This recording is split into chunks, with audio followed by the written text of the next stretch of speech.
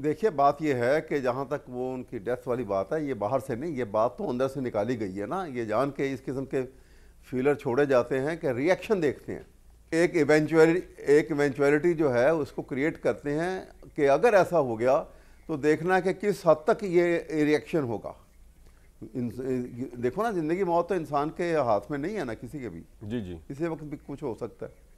इसलिए ये बात जो है बाहर से ये नहीं आ सकती है, ये बाहर अंदर से निकाली गई है और उसको रिएक्शन देखा गया है।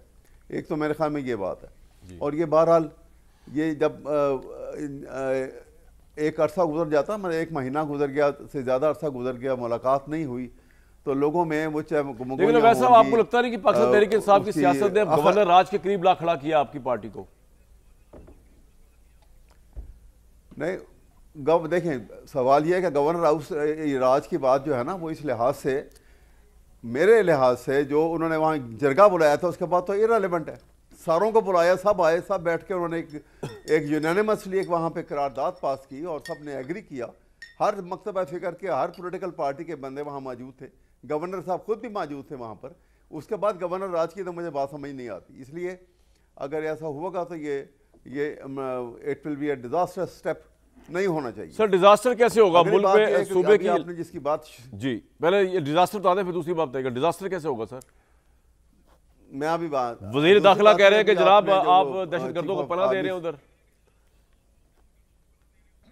कौन से दहशतगर्द को पनाह दी है उसने? ऐसी बातें फजूल बातें हैं।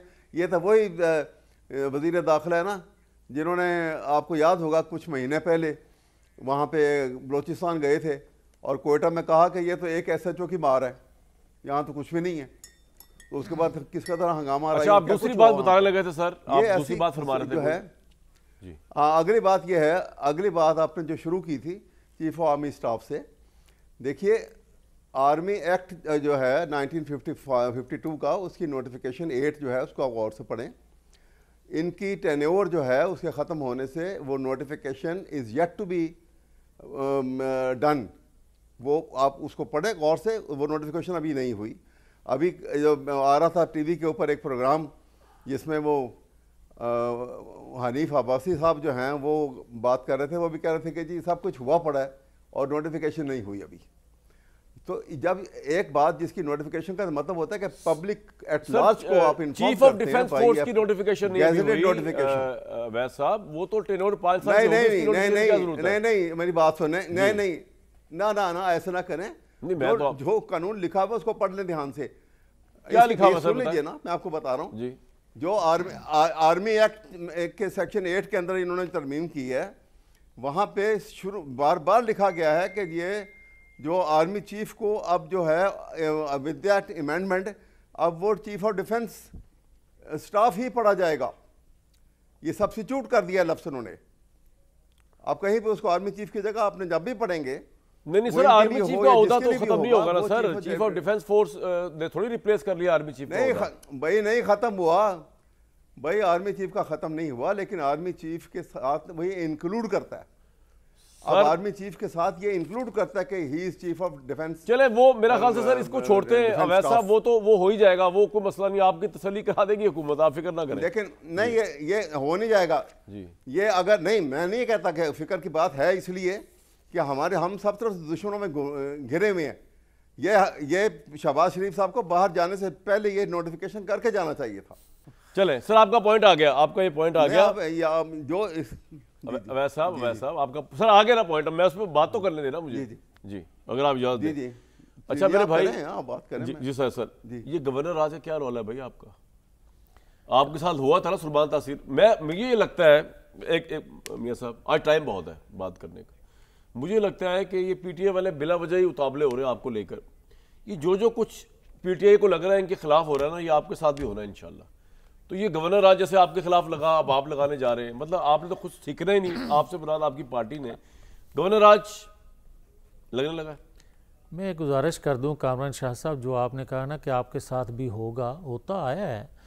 आपने जिस आइन के आर्टिकल 232-34 का जिक्र किया, ये मैं नहीं कह रहा, पीटीआई कह रही है। मैं अर्ज़ करने लगा हूँ कि आइन में ये दर्ज तो है कि किन हालात में गवर्नर राज लग सकता है, ये एक हकीकत है।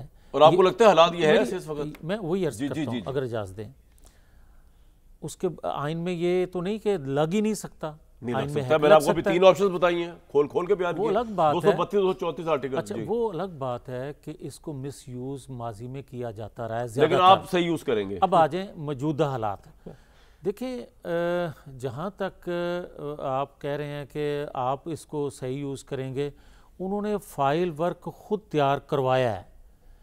अली मीन गंडापुर से, अली मीन गंडापुर से शुरू हो, यानी चार्जशीट अपने खिलाफ खुद तैयार करवाई है।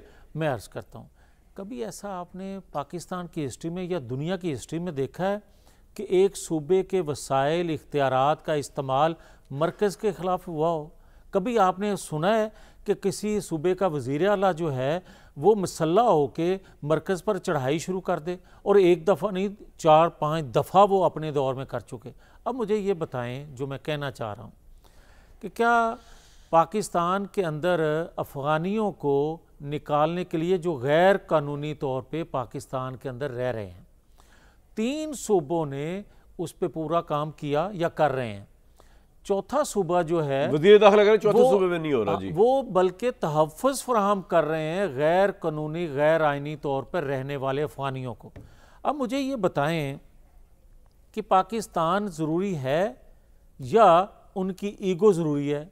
पाकिस्तान ज़रूरी है या इमरान खान का निकलना अडयाला जेल से बाहर ज़रूरी है? पाकिस्तान ज़रूरी है या आप ये बताएं कि आप दुनिया को खुश करने के लिए वो बातें कर रहे हैं, वो काम कर रहे हैं?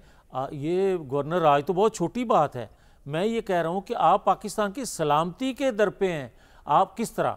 आप मुझे ये बताएं कि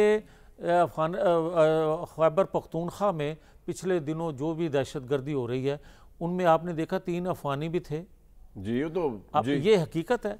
फिर आप दुनिया कह रही है कि अफगानिस्तान लगता नहीं है कि वहाँ की पॉपुलर गवर्नमेंट को हटाया जाएगा तो उसका बड़ा रिएक्शन आएगा वहाँ? मैं अर्ज करना चाह रहा हूँ, मैं सवाल पूछ रहा हूँ। जी जी बिल्कुल आपका बनता है, मगर ये मुझे ये बताएं कि आप सिर्फ ये देखते जाएं कि क्योंकि वहाँ अक्सरियत है, वहाँ लोगों ने भाई हर सूबे की हुकूमत को लोग ही मुंतखब करते हैं अक्सरियत की वजह से। आप कह रहे हैं हालात ऐसे हो चुके हैं, लगे तो कोई जायका नहीं है। मैं ये कहना चाह रहा हूं कि उन्होंने हालात ना सिर्फ ऐसे पैदा किए। आपको लगता है कि वफाक की हैसियत ही वो हो गई है कॉम्प्रोमाइज? आप ये कह रहे हैं, मैं ये कह रहा हूं कि वफाक आज तक 1.5 साल में कॉम्प्रोमाइज रहा है। वहां उनके हाथों जो कुछ वो करते आए हैं, उनके हाथों ब्लैकमेल भी हुआ है, कंप्रोमाइज़ भी हुआ है। अब मुझे ये बताएं कि एक सूबे का वज़ीर आला सरकारी वसाइल से, सरकारी इख्तियार से, सूबे के इख्तियार से चोक कर देता है, बंद कर देता है अपने सूबे को, और बार बार धमकी देता है अपने सूबे को जहां उनकी हुकूमत है। फिर आप ये बताएं कि एक सूबे का वज़ीर आला पहले चढ़ाई करता था, पहला वज़ीर आला, फिर इसका मतलब दूसरा, मैं समझ गया। अब आप एक सेकंड, इसका मतलब बात आपकी मैं समझ गया। जो इफ्तिखार चौधरी की मूवमेंट जब चल रही थी और जब आपके सूबे का वज़ीर आला शहबाज शरीफ साहब फेडरल गवर्नमेंट के खिलाफ लश्कर कशी कर रहे थे और गवर्नर आज, वो ठीक लगा था, वो बिल्कुल ठीक लगा था। एक सेकंड, वो फेक इनकलाब के लिए जो वो कर रहे थे, मेरी पॉलिटिकल रीजंस के लिए, वो ठीक लगा था। मुझे ये बताएं कि कौन सा उन्होंने इस्लामाबाद पे चढ़ाई की थी? वो करके ही आ रहे थे ना, वो तो रास्ते में क्या नहीं की कॉल आ गई ना भाई, नहीं भाई वो लॉन्ग मार्च करके आ रहे थे। गवर्नर आज उस वक्त लग चुका था, मुझे पता है, लेकिन पहले लग चुका था, पता है, मुझे पता है, वो लगा इसलिए था कि ताकि आपके ज़ाइम को रोका जाए। अच्छा एक सेकंड, आप और तहरीक इंसाफ एक चक्की के वो है। गलत बात है, मैं ये कहता हूं कि गवर्नर राज पहले लग चुका था, हमने गवर्नर राज चुका था, लेकिन क्यों लगा था? एक सेकंड, मैं ये कह रहा हूं, आप लोग भी इस तरह वफाक पे हमला आवर थे ना,